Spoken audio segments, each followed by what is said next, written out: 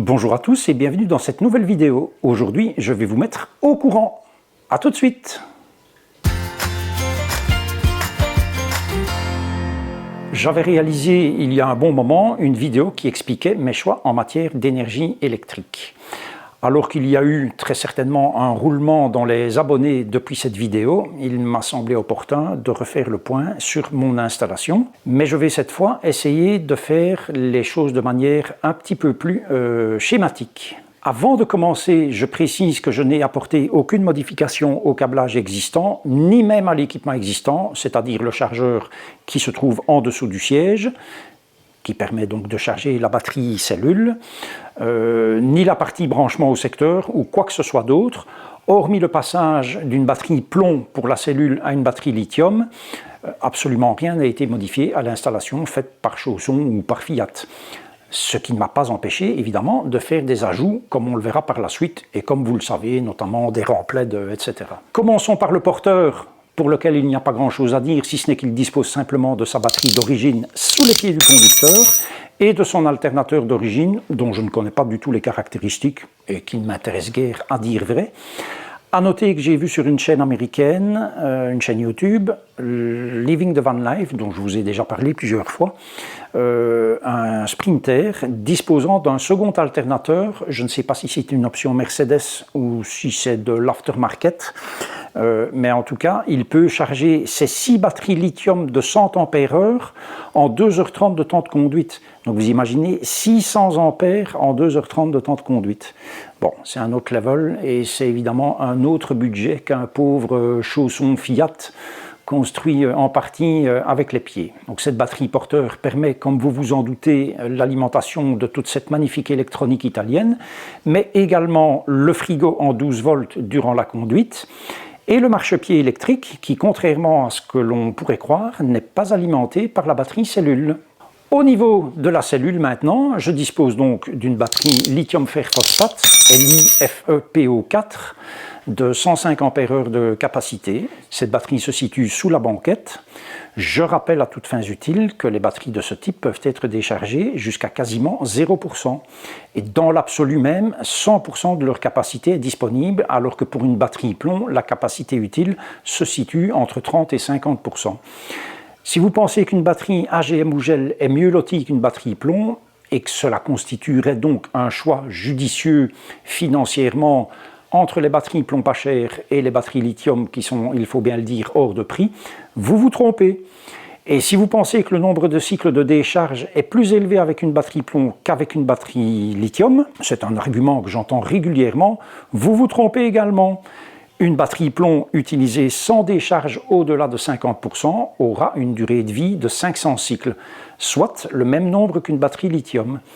Et la batterie plomb, si vous la déchargez au-delà de 70%, le nombre de cycles est réduit à 300 environ, sans compter les risques de dommages irréversibles que vous pouvez apporter à la batterie.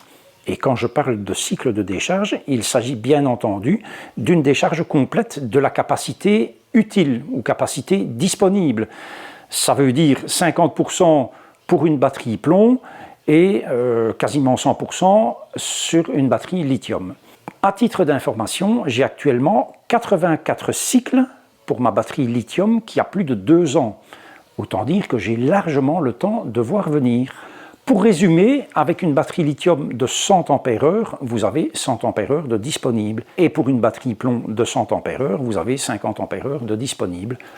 Pour un poids, le double, qui est un paramètre quand même important aussi dans nos véhicules, surtout quand on est comme moi avec un véhicule taré à 3,3 tonnes. Mais qu'alimente exactement ma batterie cellule? Tout d'abord, l'équipement d'origine de la cellule, à savoir l'éclairage de ce que j'appelle le séjour, donc la table et le salon, l'éclairage de la cuisine, l'éclairage de la salle de bain, les 4 lampes de chevet de la chambre, puisque pour rappel, j'ai une version max qui est prévue donc avec 2 lits, le plafonnier du séjour, le plafonnier de la chambre, les prises USB de la chambre. Il y a 4 prises USB dans la chambre, une prise à chacune des lampes de chevet, ainsi que les prises USB ajoutées par mes soins, donc une dans la chambre, que j'ai ajoutée récemment, c'était il y a 2-3 vidéos, et une dans le séjour.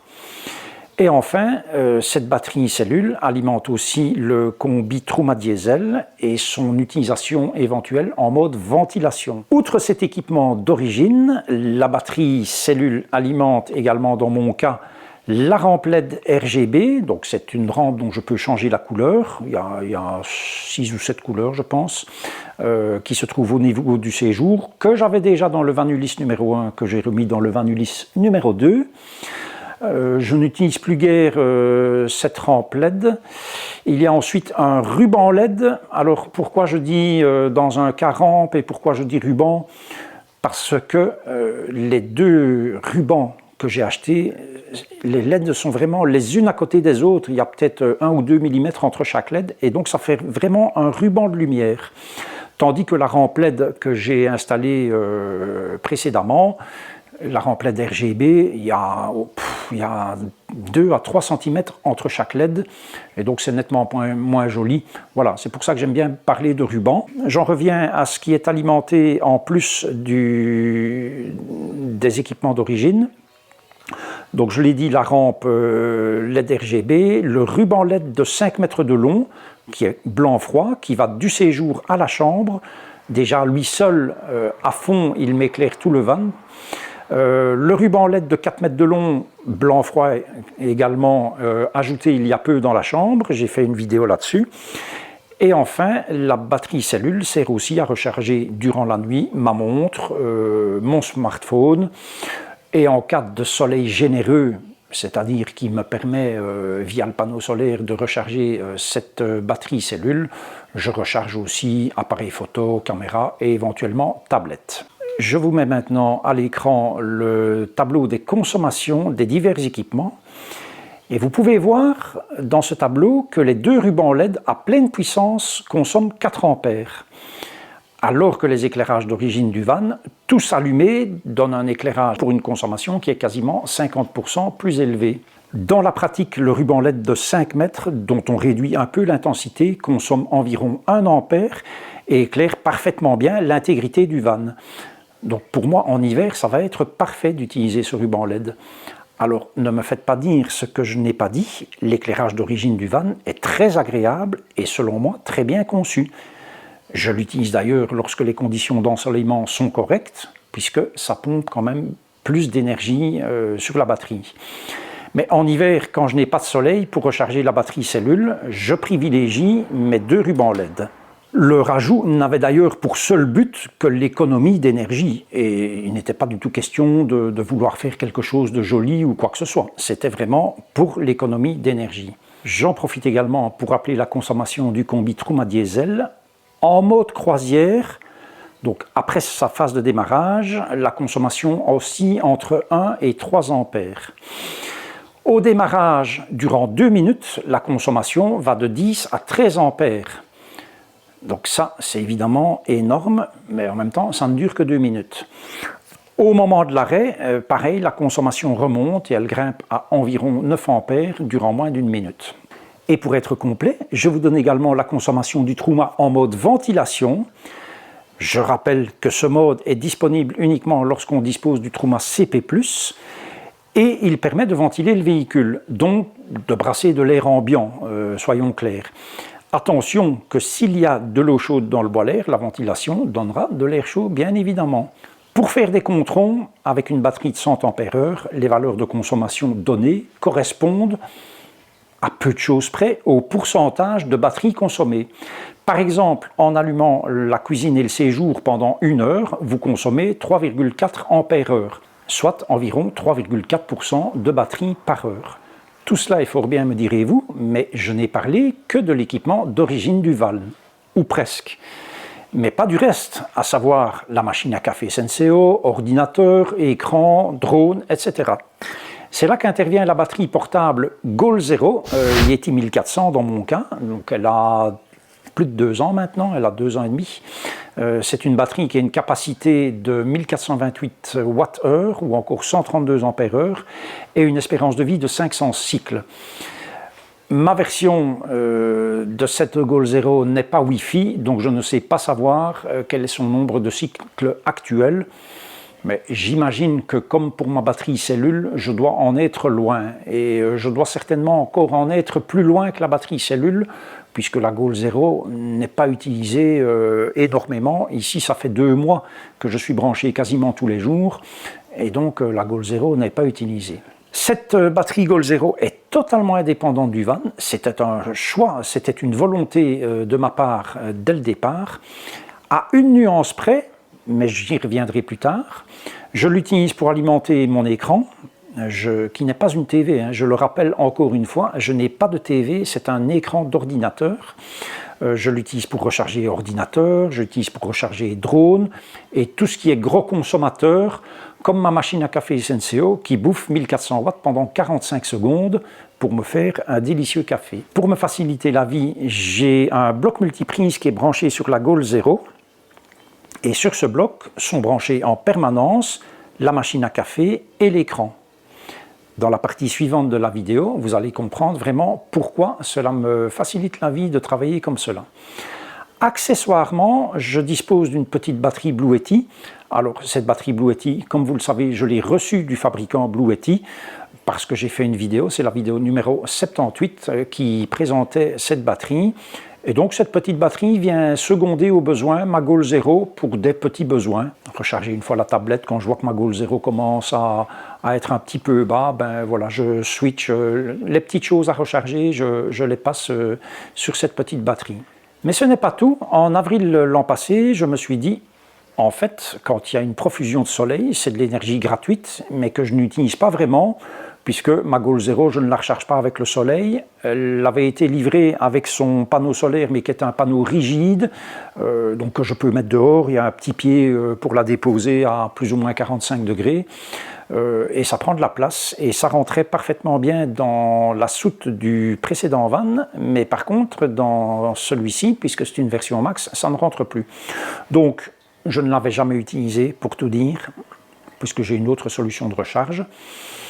Et ce panneau solaire, il est maintenant remisé ici, chez Madame mon ex, si je ne m'abuse, ou chez Dame Sonia, je ne sais plus. Bref, je me dis donc, ce soleil, en fait, je ne l'utilise pas, alors plutôt que d'utiliser ma Goal Zero, je pourrais utiliser ma batterie cellule, puisqu'elle est rechargée avec un beau soleil.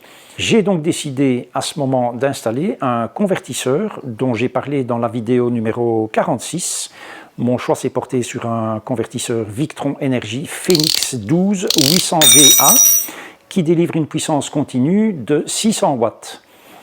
La puissance délivrée dépend en fait de la température, c'est 680 watts à 25 degrés et 560 watts à 40 degrés si j'ai bien lu. Ce convertisseur est donc branché sur la batterie cellule. Je l'ai fixé à côté de la batterie cellule, donc en dessous de la banquette. À ce moment-là, quand j'avais présenté ce convertisseur, on m'avait dit ouais, il va tomber avec les vibrations, etc. 1 an plus tard, je peux vous dire qu'il est toujours là et qu'il ne bouge pas. J'ai branché, donc il est branché sur la batterie cellule avec un fusible et tout ce qu'il faut, hein, un gros câble. J'avais acheté le câble exprès pour brancher sur batterie. Et en sortie, j'ai branché un bloc multiprise. Et donc cela me permet de délester ma batterie Goal Zero quand le soleil est de la partie. Jusque maintenant, je vous ai parlé des sources d'énergie disponibles en mode offshore, je vais dire, donc quand je suis dans la nature par exemple, et la manière de les vider. Donc en gros, c'est la petite Blue Yeti, la Goal Zero Yeti 1400 et la batterie cellule. Mais il est maintenant bien temps de parler de la manière de recharger tout cela. Tout d'abord le soleil. J'ai un panneau solaire tout à fait standard de 120 watts et la recharge de la batterie cellule se fait via un contrôleur de charge solaire Victron Energy Smart Solar 100/15.